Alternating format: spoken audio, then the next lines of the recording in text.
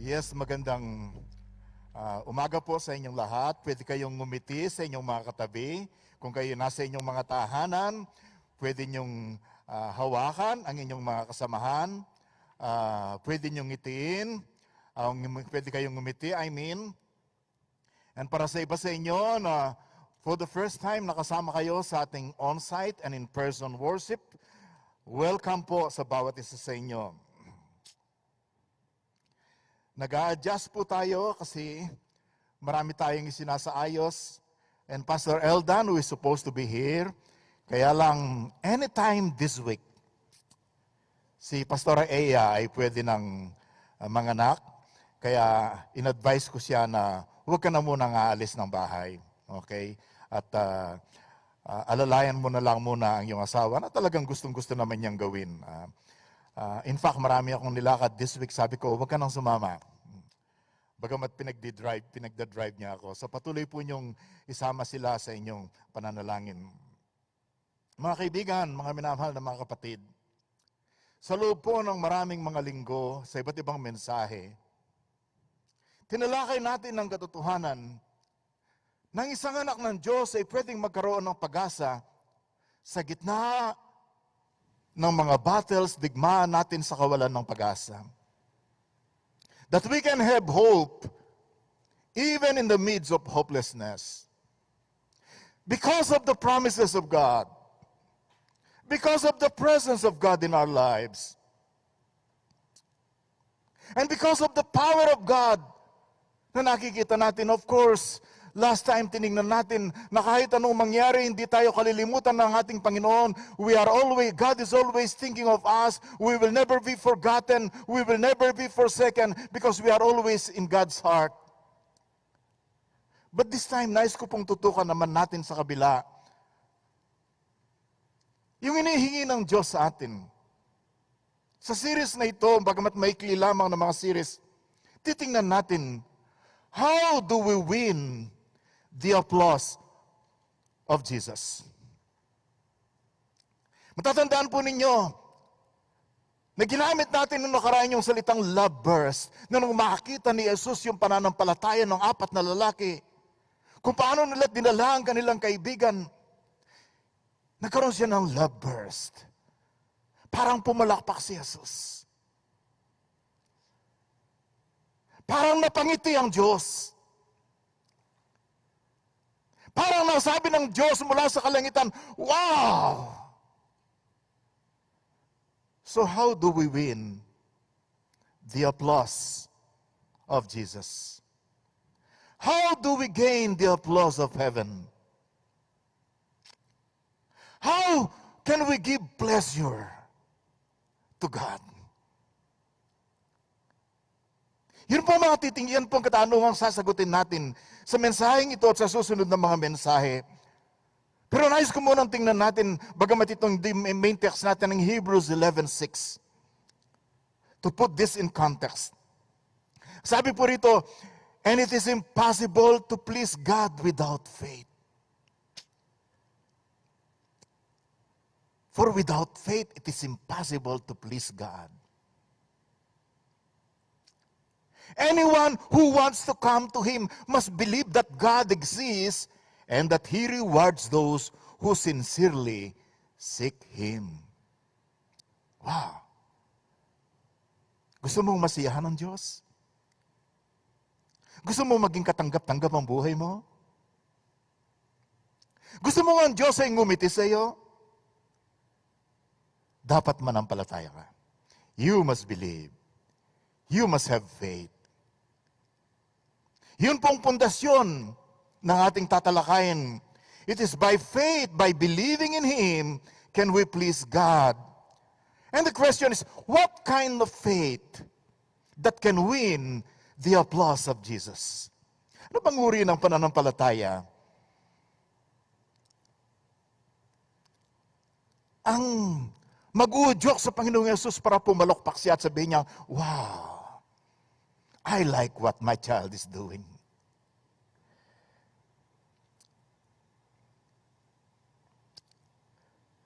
Number one, what kind of faith?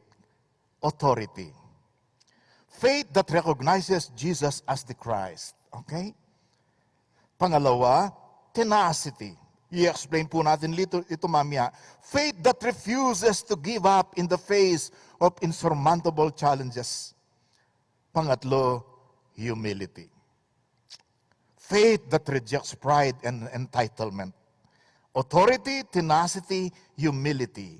Tingnan po natin yung batayan ng ating kwento ngayon, ang ating message ngayon. Ito po yung matatagpuan sa Matthew chapter 15. Then Jesus left Galilee and went north to the region of Tyre and Sidon. A Gentile woman who lived there came to him pleading. Remember a Gentile woman? Hindi po isang Hudyo. Hindi mula sa lahing pinili. Nakikiusap, naniniknuhod, "Have mercy on me, O Lord, Son of David." Bakit po siya naninikluhod? "For my daughter is possessed by a demon that torments her severely." Sinabihan ng demonyo ang aking anak at tinotorture, sinasaktan ng matindi araw-araw. At makikita nyo yung strange reply ni Jesus. But Jesus gave her no reply, not even a word. Then his disciples urged him to send her away. Tell her to go away. They said, "She is bothering us with all her begging."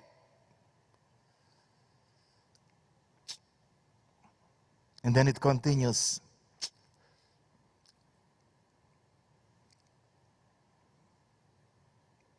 Jesus said to the woman, "I was sent only to help God's lost sheep, the people of Israel." And then it continues again. But she came and worshiped him, pleading again, "Lord, help me." Hindi siya tumigil. Kahit tinanggihan na siya, Jesus responded. This is one of the most difficult response given by Jesus.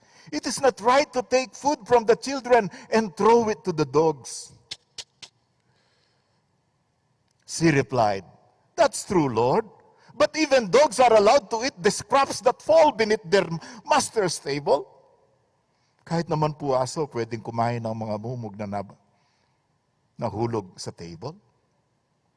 And then it continues, "Dear woman," this is the applause of Jesus. This is the love burst, okay? This is the smile of Jesus. "Dear woman," Jesus said to her, "your faith is great. Your faith is mega.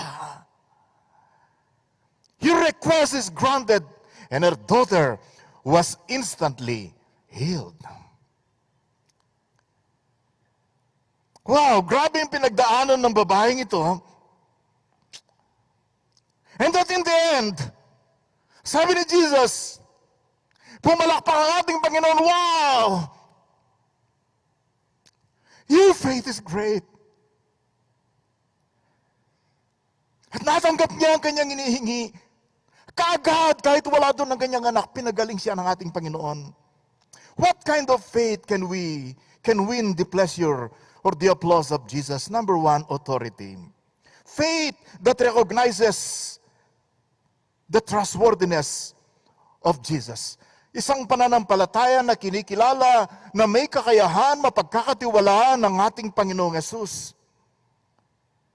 Tingnan po natin ang pasimula. Iniiwan ng Panginoong Yesus yung isang lugar at pumunta siya sa isang region na hindi nalulugar.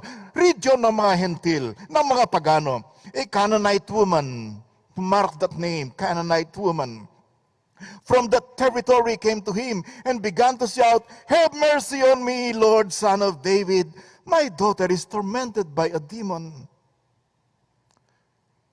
Kung ikaw ay nanay at tatay, naintindihan mo kung paano mo nakikita ang anak mo nasasaktan, may sakit, na parang may karamdaman na hindi mo maintindihan.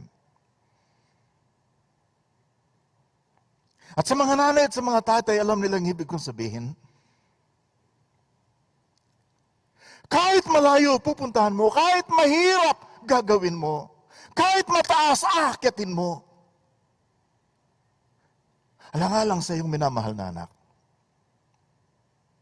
Ang naging problema ng kanyang anak ay spiritual.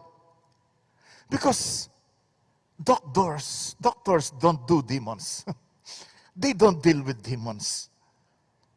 Siguro nilapit na niya ito sa mga tinatawag nilang nagpapagaling, manggagamot. Pero wala silang magawa.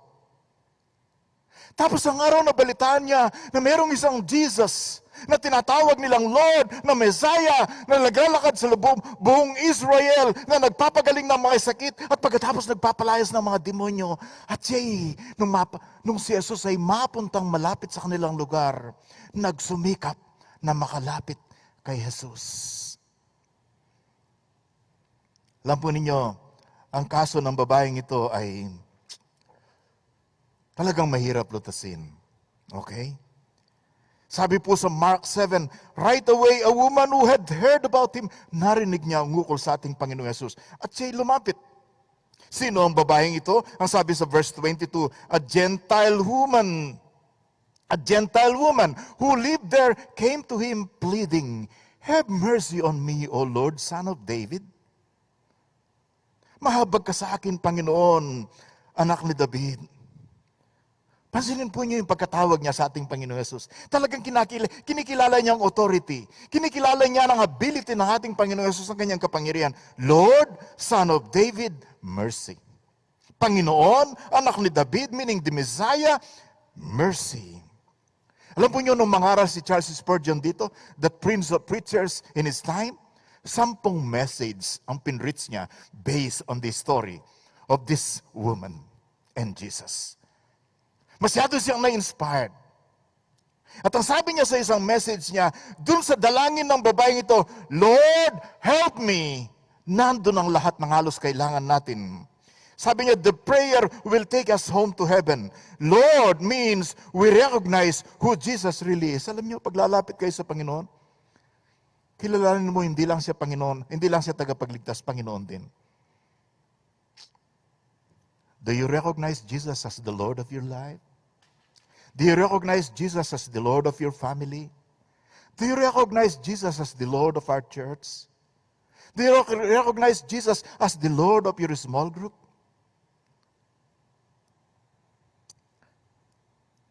Help, meaning we need what only Jesus can give.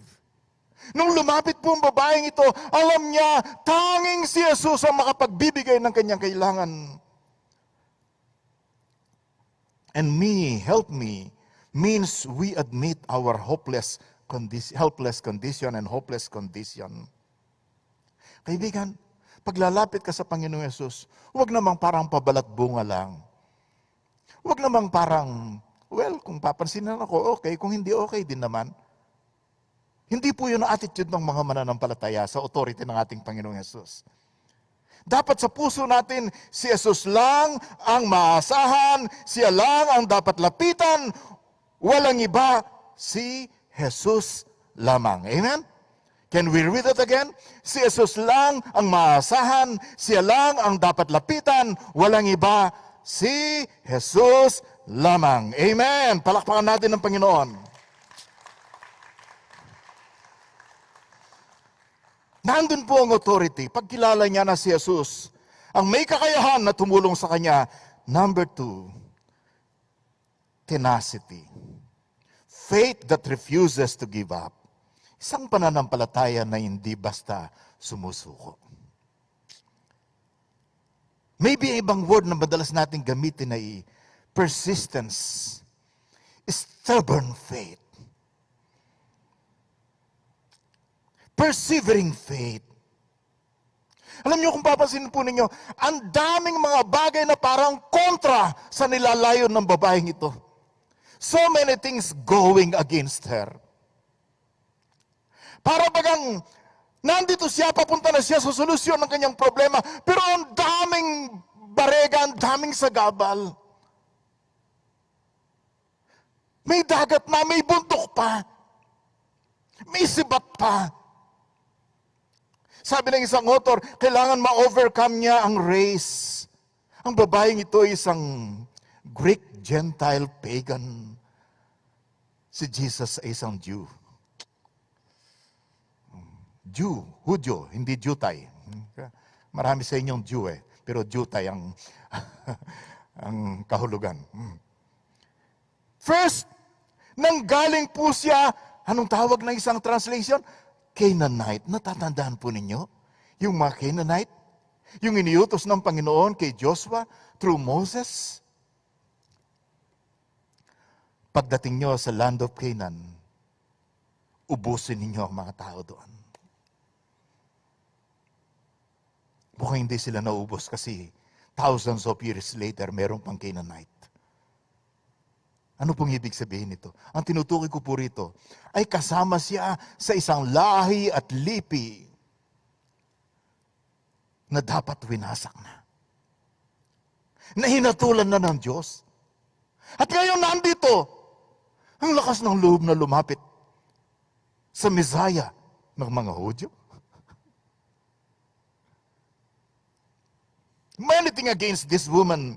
And then she had to overcome religion. Have mercy on me, O Lord, Son of David. Isang Gentile. Ang kausap niya, Jewish Messiah. Kaibang reliyon. Pangatlo, she had to overcome religion. Bandang huli ang sabi, pangalawa, overcome religion kasi bandang huli, sabi ng Biblia, and Jesus did not give her any answer, not even a word.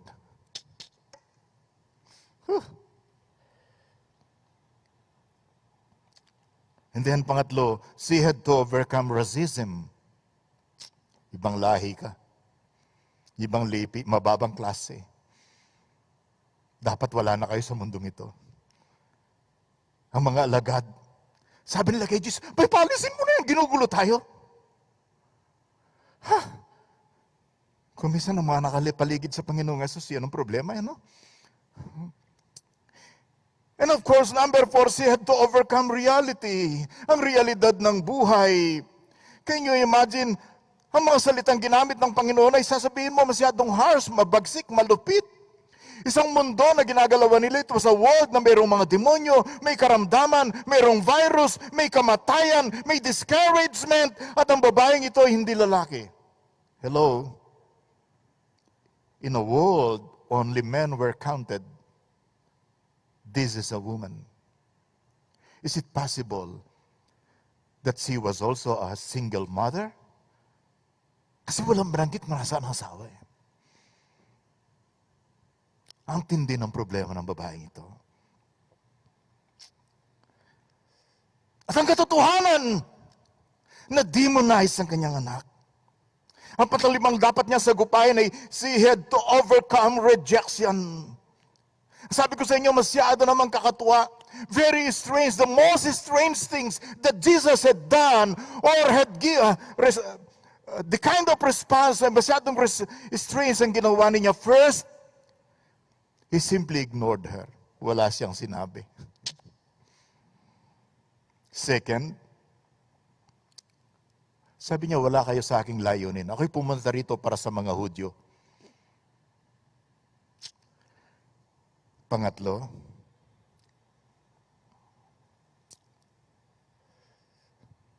nung hindi pa rin natigilan ng babae, sabi niya, tinawag niyang aso ang babae. You remember that word? Tinawag niyang aso ang babae.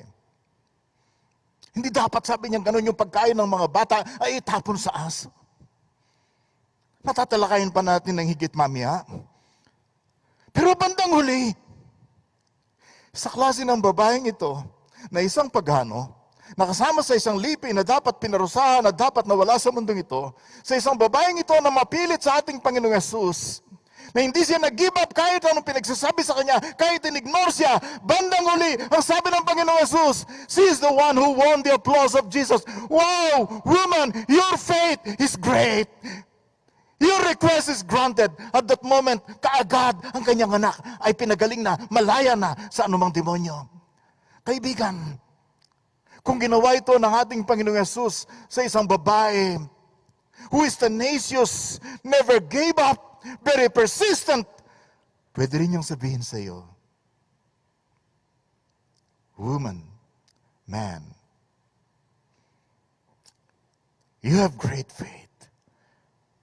Heaven is smiling at you. I'm giving you what you're asking for. Kaya mga kaibigan, mga nanay, mga tatay, kahit anong mangyari, kahit anong situation, huwag tayong i-give up sa pananalangin, sa paglapit sa Diyos para sa ating mga mahal sa buhay. Amen?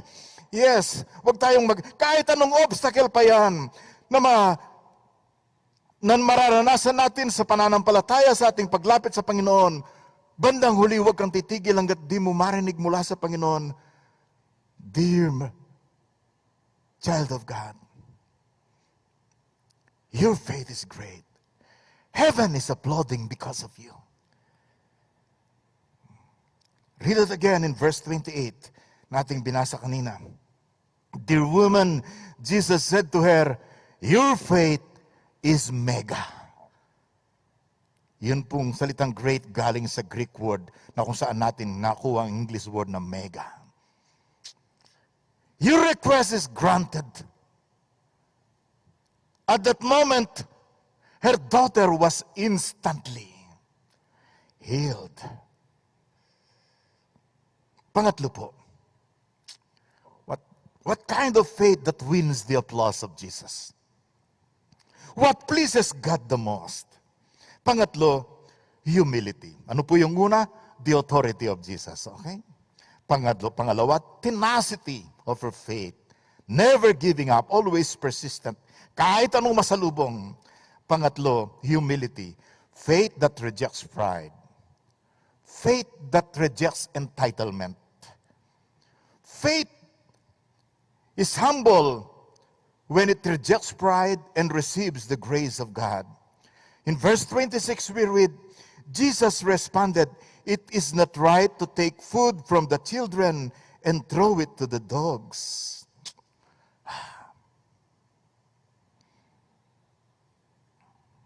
Ako'y naparito para sa bayan ng mga Hudyo.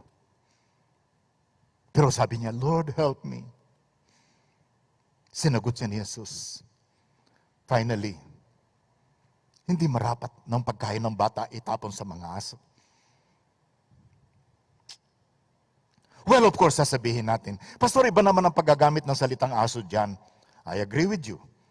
Hindi po ito yung mga scavenger na matatagpuan sa mga daan. Okay? Ito pong ginamit ng salitang dog ay yung mga puppy na inaalagaan sa mga bahay. Pero, masakit pa rin eh. Sige nga, mister, tawagin mo yung asawa mo ng may golden retriever. O ikaw nga, babae, kung meron kang boyfriend na German, tawagin mo siyang German Shepherd. O ano pa mang breed yun. Kahit ano pang pagandahin natin. It is very true. Nang ginamit niya salitang aso ay pet. But it means, hindi anak, hindi tao. Hindi kumakain sa table. Sino po sa inyong matampuin? Sino sa inyong madaling ma-offend? Yung tatsy kayo. May nasabi, may narinig kang hindi maganda at nagtatampo ka na, tumihiwalay ka na.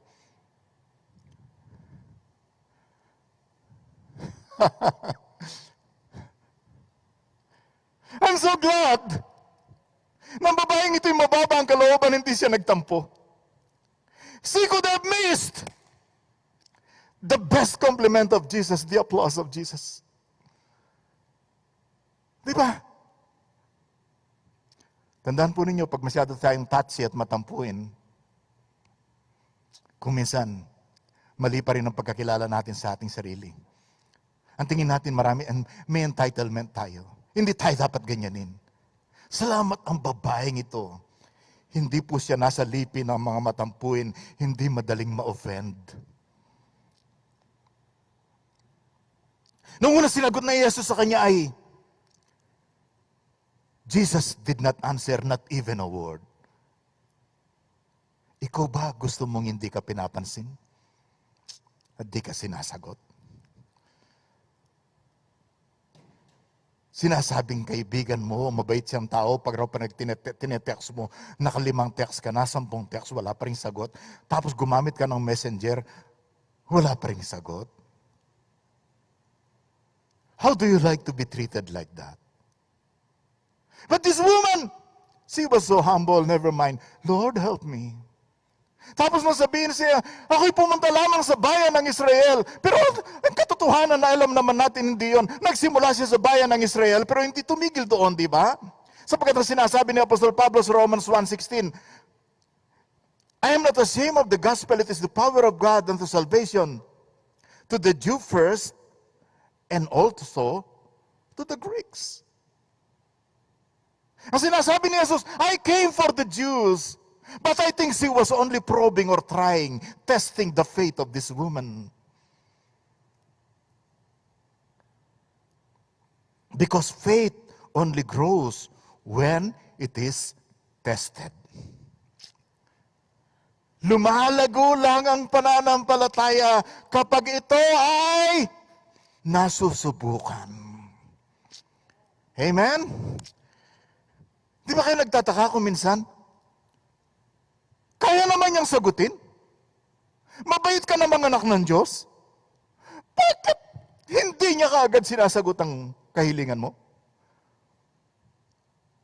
Maraming dahilan, of course, pero ang isang nakikita kong dahilan kung bakit minsan hindi kaagad sinasagot ni Lord ang ating mga kahilingan, kasi ayaw niyang tingnan natin. Siya parang isang celestial, universal, ang tawag natin genie, yung nilalabas sa bote, na pag sabihin, ask me of anything. Di ba? Hindi ganun si Lord eh. Sapagkat gusto niya, tayo mismo, dumaan tayo sa ganitong mga bagay upang maging matatag tayo at lumago ang ating pananampalataya sa Kanya. At yun po ang nangyayari sa babaeng ito. Why did Jesus call her dog? Again, it is a test, okay? It is a test. Sapagkat yun ang turing ng mga Hudyo noon sa mga hindi Hudyo. Pangalawang dahilan, ito'y para sa iyo at saka para sa akin. Tandaan po niyo to.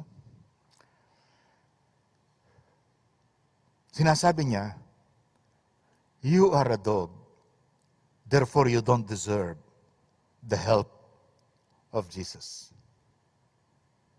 Sa isang banda, pakinggan niyong mabuti to, huwag kayong ma-offend. Sa isang banda, none of us deserves the help of Jesus. Kaya tamang-tama lang yung kahilingan ng babaeng ito. Have mercy on me. In other words, hindi tayo pwedeng lumapit sa Diyos with a sense of entitlement. This is my right. Pwede tayong lumapit sa Diyos, pero ito'y sa pakiusap, sa pagpapakumbaba, sa paghingi ng biyaya at habag. Ganun po talaga. It is by grace that I can come to Jesus. By grace I can come to Jesus. But the point is, maraming mga tao, most people would have given up pagkarinig na nilang salitang dog. But this woman did not, di ba? Most people would have given up in anger and despair kung itatrato siyang ganun. But this woman did not. In the end, sinabihan siya ng Panginoong Yesus, your faith is great. At ito'y hindi niya sinabi sa mga Hudyo, hindi niya sinabi sa ibang mga tao, sinabi niya sa isang babae na dapat ay hindi katanggap-tanggap. Because this woman, mga kaibigan, tinanggap niya na kailangan niya ng habag. Hindi siya tumigil nung makarinig siya ng mga salitang hindi niya gusto. Kayo po ba ay madalas nag-aatubiling magpatuloy sapagkat meron kang mga naranasan na hindi mo gusto? Did it ever come? Did you ever come to a point in your life when you said, nagkamali yata ako ng pasok? Because you met something, you heard something that you did not like. And you think sometimes God is unfair with you.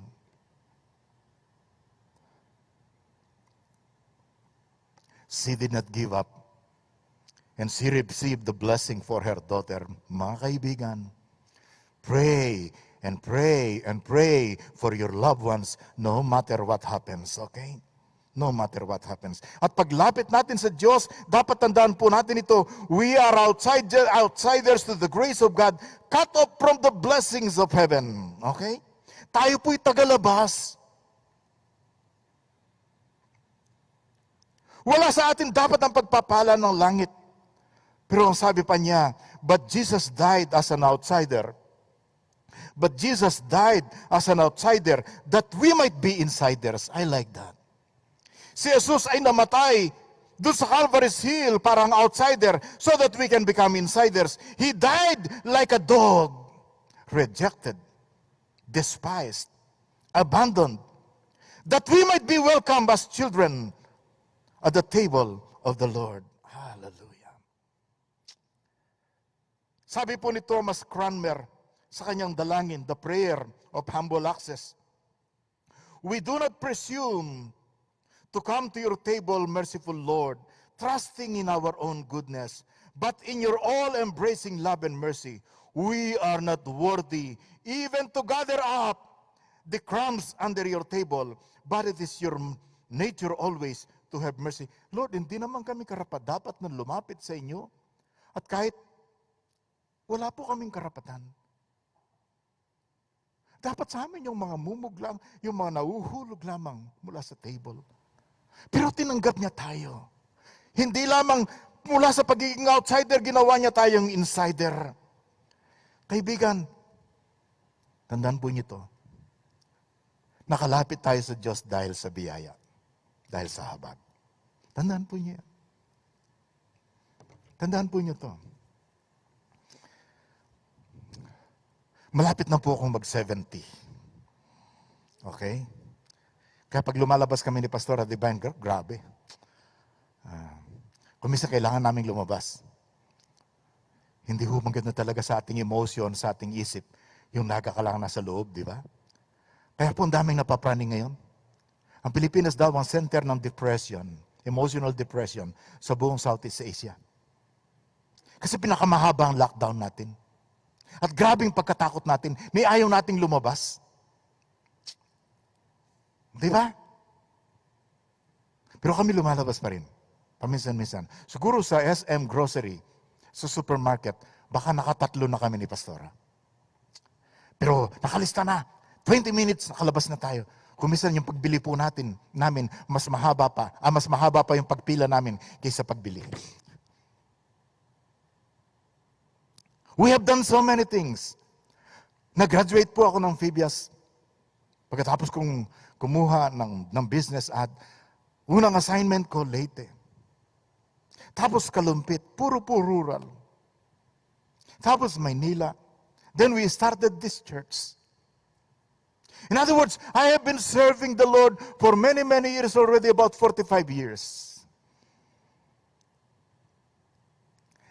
Pero sabihin ko po sa inyo, ang anumang background, ang anumang aking ginawa, ay hindi magbibigay sa akin ng karapatan na lumapit sa Diyos at maging katanggap-tanggap sa Diyos. Ako'y nakakalapit sa Diyos dahil lang sa kanyang habag, dahil sa kanyang biyaya. For by grace, you have been saved through faith. And this woman seems to have understood it. Naintindihan niya ang ibig sabihin ng biyaya ng Panginoon. At siya nagpakumbaba. At tandaan po ninyo sinabi ni Apostol Pedro sa 1 Peter chapter 5. Ano po sinabi niya? Sa kalawang bahagi po ng 1 Peter chapter 5, mukhang nawala na po ang mga kwan natin ng nagka-problema na sila sa kanilang mga PowerPoint. Hindi na kayo nakakabasa. Sabi po na sa 1 Peter chapter 5, God opposes the proud, but gives grace to the humble.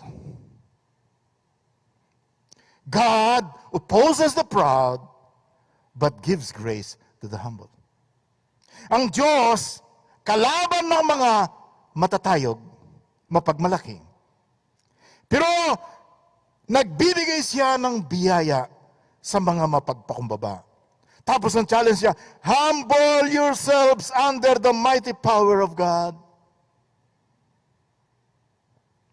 Alam niyo, napansin ko po sa Bible, God is moved by humility and tears. Kahit anong ginawa ng isang tao, kahit anong kapalpakan, kahit anong kasalanan, kahit anong kahibangan, kahit anong karumihan, na kung saan niya dinalang kanyang sarili, pag ang isang tao ay nagpakumbaba at umiyak, aba, si Lord naman, nagpapatawad. Nahahabag. Tatandaan niyo si Ahab? Silang mag-asawa, nagdala ng idolatry sa Israel. Nangalaga sila ng mga propeta ni Baal. Tapos nagustuhan niya yung vineyard ni Nabot. Hindi ibigay ni Nabot kasi yun ang kanyang inheritance. Ang ginawa ni Jezebel ay pinapatay si Nabot. Tapos sa putusan ng Panginoon si Elijah, sinabihan niya, sabi niya gano'n, grabing ginawa. Nagnakaw ka na, pumatay ka pa. Mula ngayon, sabi niya gano'n, ng lahat ng lipi mo, at saka ni Jezebel, sabi niya gano'n, yung mamamatay sa bukiril, sabi niya gano'n, kakainin ng mga ibon ng kanilang mga katawan, at yung mamamatay sa bayan, kakainin ng aso. At nung marinig po ni Ahab yun, siya ay umiyak, nagpakumbaba. Tapos sabi ng Panginoon kay Elijah, tingnan mo kung paano nagpakumbaba si Ahab. Sabihin mo sa kanya, hindi mangyayari sa kanyang kapanahunan ng pagkaubos ng kanyang lipi. Alam mo ba, parang gusto kong magtampo kay Lord nun eh. Kasi gusto ko nang mawala si Ahab nun eh. And yet somehow, when a person naghambal siya kay Lord and then he shed his tears sapagkat nagsisisi, ang langit ay natatats sa ating kababahang loob, mga kaibigan. The lesson here is, because the PowerPoint is no longer working, the lesson here isn't just about the value of persistence or perseverance of faith. It's also about coming to Jesus based on grace alone. It is humility. Hindi lang lesson po dito, hindi lamang po ukol sa value ng persistence o ng pagsusumikap ng hindi sumusuko ng ating pananampalataya, kundi yung paglapit sa ating Panginoong Yesus na nakabatay sa kanyang habag at sa kanyang biyaya. Ito po'y, it is humility. Ang kailangan po natin, actually, we don't deserve yung tulong, yung habag, we don't deserve that. And what we deserve, hindi naman natin gusto. Ano po deserve natin? Kaparusahan na yun. Mga kaibigan, pray with persistence and humility. Pray fervently. When a Christian, when a disciple, hindi po ako magsasalita pag tinatanggal ko to. But I'm praying that next time, pwede na akong magsalita ng walang ganito. Malalayo naman po kayo eh, di ba? Alam po ninyo, pag nandun ang persistence, pag nandun ang kababahang loob, pwede kang manalangin ng masigasig. Yun po yung sinasabi ng Panginoon ni James ukol kay Elijah, na it was a prayer of faith, a prayer na talagang that was fervent. Alam po niyo yung salitang fervent, parang doon natin makukuha yung salitang boiling. It is a prayer that is so powerful that it is boiling, masyadong mainit ang iyong pananampalataya. Katulad po ng naranasan ng isang ama ng isang magulang noong kanyang anak ay naaksidente at pagkatapos para tinignan nilang mata, kailangan maglagay sila ng instrument sa kanyang mata at nakita niya kung paano naglagay ng instrument sa kanyang mata. Alam mong dilangin ang boiling prayer ng Father? Lord, bulagin mo na lang po ang isang mata ko. Basta makakita lang yung anak ko. That's a fervent prayer. That's a humble prayer. And that's a persistent prayer. A prayer that does not give up. Pag tinanggap po natin that we don't deserve it, we can have as much as we need. At nang sinabi ng babaeng ito, Lord, sige po, kahit yung mga nalaglag lang sa table, hindi ba yung mga aso, nakakakain din naman?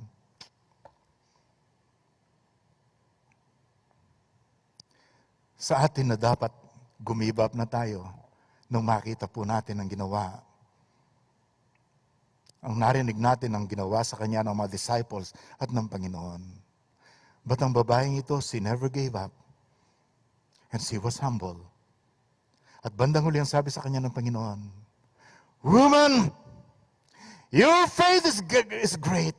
Parang narinig natin ang mga angel sa kalangitan na pumapalakpak. Pleasing God, honoring God. At bandang huli, ang babaeng ito umuwi na malaya na ang kanyang minamahal na anak. At sinabi po ito ng Panginoon sa isang Gentile, hindi isang Hudyo. Sinabi niya ito sa isang babae, hindi sa isang lalaki. Sinabi niya ang compliment na ito sa isang outsider, hindi isang insider. Sinabi niya ito sa isang pagan, hindi po sa isang saserdote o priest. Kaibigan, kung nasabi ng Panginoong Yesus ito sa isang pagan woman, anybody can get the compliment of Jesus.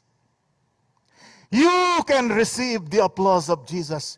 You can put a smile in the face of God. We can hear from God, my child, your faith is great. Your prayers are answered. Kaibigan, why don't we all come to God? Tandaan po natin, tingnan po ninyo ang ginawa ni Jairus. Inilagay niya sa kamay ng Diyos ang namatay niyang anak at pagkatapos pinagaling siya binuhay ng ating Panginoong Yesus. Si Lazarus, inilagay ng kanyang dalawang kapatid sa kamay ng ating Panginoong Yesus. 4 na araw ng patay, tapos binuhay siya ng ating Panginoong Yesus. 5,000 lalaki kasi hindi kasama ang babae sa bilang nila. Ginugutom sila. Inilagay nila ang 5 tinapay at 2 isda sa kamay ng ating Panginoong Yesus at pinakain ang libu-libong mga tao. Siguro ang dapat nating ilagay sa ating Panginoong Yesus, yung lumpo sa ating buhay, yung bulag sa ating buhay, yung bingi sa ating buhay, yung problema natin sa ating buhay, put it in the hand of the Lord. Huwag kang susuko, magpakumbaba, at maririnig natin mula sa ating Panginoon, My child, your faith is great. Your request is granted. Hallelujah. Purihin po natin ang Panginoon. Tayo po'y tumayo at tayo manalangin.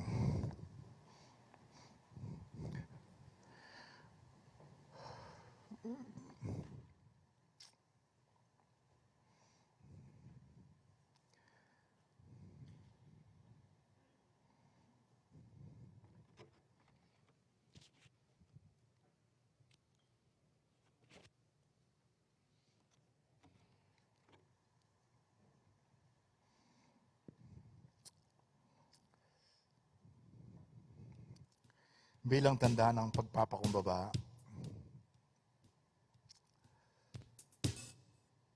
balak mong sabihin kay Lord na hindi ka susuko kahit anong mangyari? Meron kang inilalapit sa Panginoon at gusto mong ilagay sa kanyang makapangyarihang kamay. Ang iyong buhay, ang iyong katawan, ang iyong kinabukasan, ang iyong trabaho, ang iyong pamilya. Lord, tell Him, just tell the Lord, Lord, I believe in you. Lord, I will never stop coming to you. Lord, hindi po ako tatalikod sa iyo pag ako'y nasasaktan. Lord, alam ko ikaw lang may kakayahan. Wala po akong karapatan na hilingin ito. Pero dahil sa iyong habag, dahil sa inyong biyaya, ako'y naging anak mo. Kaya ngayon lumalapit ako, humihingi. Ayon po sa inyong biyaya, Panginoon. Yung pangangailangan ng mga kapatid na ito, yung kanilang kahilingan. Kami nananampalataya na ibibigay po ninyo sa kanilang mga bagay na ito. Na I pray, Lord God, sa gitna ng aming pinagdaraanan, lalo kaming maging matibay sa pananampalataya. Na hindi kami susuko. That we will keep on believing, we will keep on coming, we will keep on praying. Because we believe in a good, loving, and gracious God. Father, meet the needs of your people. Na sa gitna ng kanilang pinagdadaanan, let them know that you are worthy of praise. That we can celebrate your goodness. At kung meron kaming mga kaibigan online na marahil hindi pa nila naintindihan ang ibig sabihin ng biyaya at habag, let them know.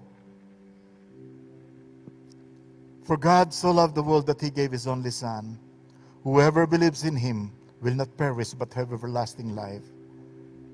For by grace we have been saved through faith. And this is not our own doing, it is the gift of God. Thank you, Father, for meeting us today. We give you praise, we give you glory.